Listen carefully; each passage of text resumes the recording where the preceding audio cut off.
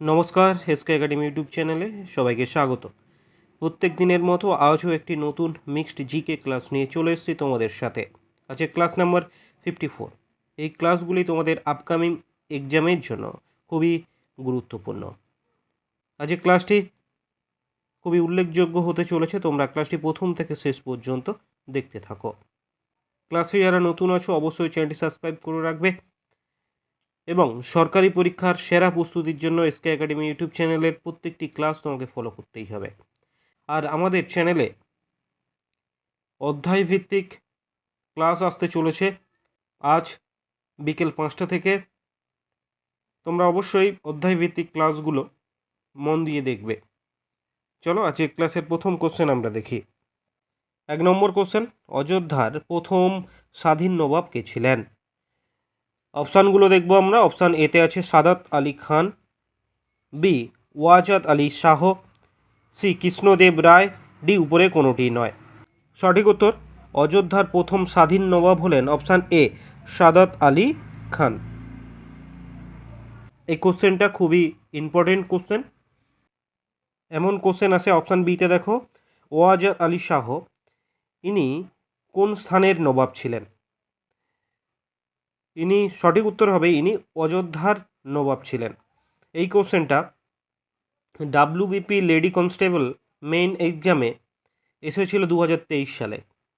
তোমরা অবশ্যই আজকে ক্লাসের যে প্রথম কোশ্চেন অযোধ্যার প্রথম স্বাধীন নবাব কে ছিলেন, এই কোশ্চেনটা কিন্তু খুবই ইম্পর্টেন্ট, এটা মাথায় রাখবে। 2 নম্বর কোশ্চেন দেখো, মাধ্যমিক সূত্র গ্রন্থটি রচয়িতা কে? অপশান এতে আছে Banabhatta, B Vishakha Datta, C Nagarjuna, D Ballal Sen.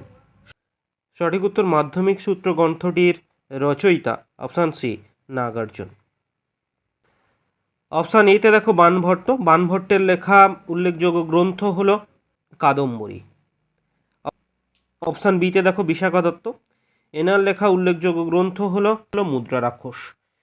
এই মুদ্রা রাক্ষস হলো একমাত্র নারী চরিত্র বর্জিত একটি নাটক। অপশান ডিতে দেখো বল্লাল সেন, এনার লেখা গ্রন্থ হলো দানসাগর ও অদ্ভুত সাগর। এগুলো অবশ্যই তোমরা জেনে যাবে। পরে কোশ্চেন দেখো 3 নম্বর কোশ্চেন, হকিংস কোন মোগল সম্রাটের সময় ভারতে আসেন?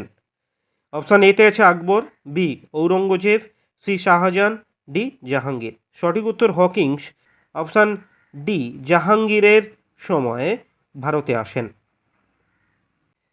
অপশান সিতে দেখো তাহলে শাহজাহানের সময় কোন পর্যটক ভারতে আসেন? শাহজাহানের সময় ভারতে আসেন পিটার মুন্ডি।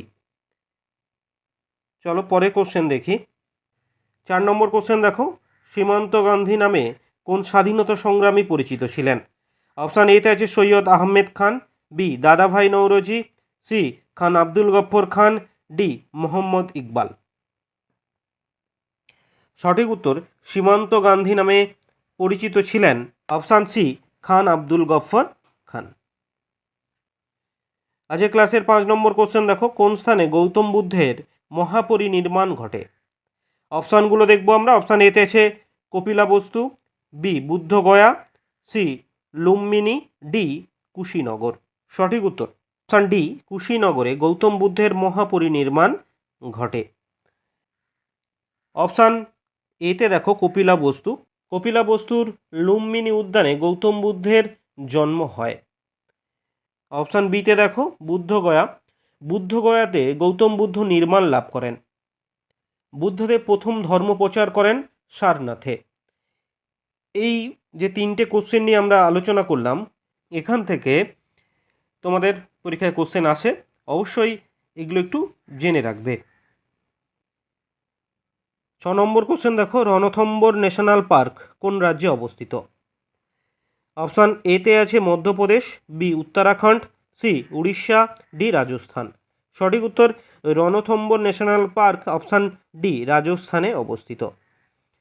আচ্ছা, উত্তরাখণ্ডে অবস্থিত একটি ন্যাশনাল পার্ক হলো জিম করবেট ন্যাশনাল পার্ক, এবং মধ্যপ্রদেশে অবস্থিত একটি ন্যাশনাল পার্ক হলো কানাহা ন্যাশনাল পার্ক। অপশান সিতে দেখো উড়িষ্যায় অবস্থিত সিমলিপাল জাতীয় উদ্যান। আর পশ্চিমবঙ্গে অবস্থিত একটি জাতীয় উদ্যান হলো জলদাপাড়া জাতীয় উদ্যান।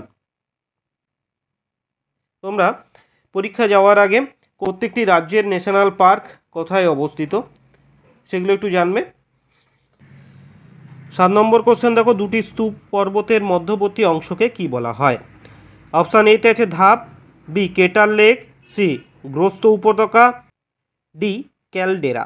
সঠিক উত্তর, দুটি স্তূপ পর্বতের মধ্যবর্তী অংশকে বলা হয় অপশান সি গ্রস্ত উপত্যকা। পরের কোশ্চেন দেখো 8 নম্বর কোশ্চেন, বিজয়নগর সাম্রাজ্যের শ্রেষ্ঠ সম্রাট কে ছিলেন? অপশান এতে আছে প্রথম রাজরাজ, বি তৃতীয় গোবিন্দ, সি নরসিংহ বর্মন, ডি কৃষ্ণদেব রায়। সঠিক উত্তর, বিজয়নগর সাম্রাজ্যের শ্রেষ্ঠ সম্রাট ছিলেন অপশান ডি কৃষ্ণদেব রায়। 1336 খ্রিস্টাব্দে হরিহর ও বুক্কা বিজয়নগর সাম্রাজ্য প্রতিষ্ঠা করেন। মোট 4টি রাজবংশ বিজয়নগর আসনে অধিষ্ঠিত হয়। সেগুলি হলো যথাক্রমে সঙ্গম বংশ, শালু বংশ, তুলুপ ও আরবি ভূবংশ। কৃষ্ণদেব রায় ছিলেন তুলুপ বংশের। আজকে ক্লাসে 9 নম্বর কোশ্চেন দেখো, প্রথম দেবরায়ের রাজত্বকালে কোন পর্যটক এসেছিলেন? অপশান এতে আছে Abdur Razzaq, B Niccolo Conti, C পাত্রস, ডি উপরে কোনোটিই নয়। সঠিক উত্তর, প্রথম দেবরায়ের রাজত্বকালে অপশান বি নিকোলো কন্টি এসেছিলেন। অপশান সিতে দেখো পাত্রস, ইনি কৃষ্ণদেব রায়ের রাজত্বের সময় পর্যটক হিসাবে এসেছিলেন। অপশান এতে দেখো আব্দুর রজ্জাক, ইনি পর্যটক হয়ে এসেছিলেন দ্বিতীয় দেবরায়ের রাজত্বকালে। 10 নম্বর কোশ্চেন দেখো, নিচের কোন নদীটির উৎপত্তি চুম্বী উপত্যকা থেকে হয়েছে? অপশান এতে আছে Torsa, B Brahmaputra, C Teesta, D Alaknanda. সঠিক উত্তর অপশান এ, তোর্ষা নদীর উৎপত্তি চুম্বী উপত্যকা থেকে হয়েছে। অপশান বিতে দেখো ব্রহ্মপুত্র, এই নদীর উৎপত্তি হয়েছে তিব্বতের কাছে হিমালয়ের চেমায়ুং দুং হিমবাহ থেকে। অপশান ডিতে দেখো অলকানন্দা, এই নদীর উৎপত্তি স্থল উত্তরাখণ্ডের শতপন্থ হিমবাহ থেকে। আজকে ক্লাসের 11 নম্বর কোশ্চেন দেখো, দূষিত পদার্থ যুক্ত ধোঁয়া ফুসফুস তথা দেহে প্রবেশ করলে নিম্নলিখিত কোন রোগটি হয়? অপশান এতে আছে cholera, B meningitis, C bronchitis, D pharyngitis. সঠিক উত্তর, দূষিত পদার্থ যুক্ত ধোঁয়া ফুসফুস তথা দেহে প্রবেশ করলে অপশান সি বঙ্কাইটিস রোগ হয়। এই বঙ্কাইটিস রোগটি ফারেনজাইটিস ব্যাকটেরিয়ার সংক্রমণে হয়। 12 নম্বর কোশ্চেন দেখো, সোনার রাসায়নিক চিহ্ন কি? অপশান এতে আছে জি, বিতে আছে এ ইউ, সিতে আছে জিডি, ডিতে আছে এজি। সঠিক উত্তর, সোনার রাসায়নিক নাম হলো অপশান বি এ ইউ। আর অপশান ডিতে দেখো এজি, এটি কিন্তু সিলভারের রাসায়নিক নাম। পরের কোশ্চেন দেখবো আমরা 13 নম্বর কোশ্চেন, সিজিএস পদ্ধতিতে তাপের একক কি? অপশান এতে আছে joule, B Fahrenheit, C calorie, D Celsius. সঠিক উত্তর, সিজিএস পদ্ধতিতে তাপের একক হলো option C calorie. Next question 14 number question, মিজোরামের রাজধানীর নাম কি?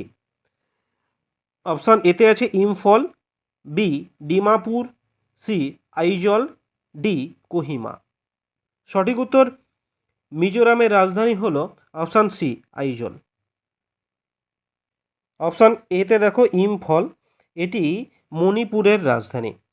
তোমরা কেপি এবং এসএসসি জিডি এইসব পরীক্ষায় কোনো রাজ্যের রাজধানী, তার ভাষা এবং তার পূর্বের নাম, এগুলো থেকে কিন্তু কোশ্চেন আসে। তোমরা অবশ্যই এগুলো একটু জেনে রাখবে। 15 নম্বর কোশ্চেন দেখো, বাতাসে জলীয় বাষ্পের পরিমাণ কোন যন্ত্রের সাহায্যে পরিমাপ করা হয়? অপশানগুলো দেখবো আমরা। অপশান এতে আছে barometer, B hygrometer, C thermometer, D hydrometer. সঠিক উত্তর, বাতাসে জলীয় বাষ্পের পরিমাণ অপশান বি হাইগ্রোমিটারের সাহায্যে পরিমাপ করা হয়? অপশান এতে দেখো ব্যারোমিটার। এই ব্যারোমিটারের সাহায্যে কি করা হয়? ব্যারোমিটারের সাহায্যে বায়ুর চাপ পরিমাপ করা হয়। অপশান সিতে দেখো থার্মোমিটার। থার্মোমিটারের সাহায্যে তাপমাত্রা পরিমাপ করা হয়। অপশান ডিতে দেখো হাইড্রোমিটার। হাইড্রোমিটারের সাহায্যে তরলের আপেক্ষিক ঘনত্ব পরিমাপ করা হয়। পরের কোশ্চেন 16 নম্বর কোশ্চেন দেখো, হাইকোর্টের বিচারপতি অবসর গ্রহণের বয়স কত? অপশান এতে আছে 60 বছর, বি 70 বছর, সি 62 বছর, ডি 65 বছর। সঠিক উত্তর হাইকোর্টের বিচারপতির অবসর গ্রহণের বয়স হলো অপশান সি 62 বছর। মাথায় রাখবে হাইকোর্টের বিচারপতির অবসর গ্রহণের বয়স কিন্তু 62 বছর, কিন্তু সুপ্রিম কোর্টের বিচারপতির অবসর গ্রহণের বয়স 65 বছর। ঠিক আছে, পরের কোশ্চেন দেখো 17 নম্বর কোশ্চেন, এটি খুব ইম্পর্টেন্ট কোশ্চেন। দেখো, সংবিধানের কোন ধারায় দেশে যুদ্ধ বা বহিঃশত্রু আক্রমণের পরিপ্রেক্ষিতে যে জরুরি অবস্থা জারি করার কথা বলা হয়েছে সেটি কোন ধারায়? অপশান এতে আছে 360 ধারায়, বি 352 ধারায়, সি 350 ধারায়, ডি 365 ধারায়। সঠিক উত্তর সংবিধানের অপশান বি 352 নম্বর ধারা অনুযায়ী দেশে যুদ্ধ বা বহিঃশত্রু আক্রমণের পরিপ্রেক্ষিতে জরুরি অবস্থা জারি করার কথা বলা হয়েছে। ভারতের সংবিধানে 3 রকম জরুরি অবস্থার কথা উল্লেখ করা হয়েছে। এক, সংবিধানের 352 ধারা অনুসারে যুদ্ধ বা বহিঃশত্রু আক্রমণে বা অভ্যন্তরীণ ক্ষেত্রে বিদ্রোহ ঘটলে বা ঘটার আশঙ্কা দেখা দিলে রাষ্ট্রপতি জরুরি অবস্থা জারি করতে পারেন। একে জাতীয় জরুরি অবস্থা বলে।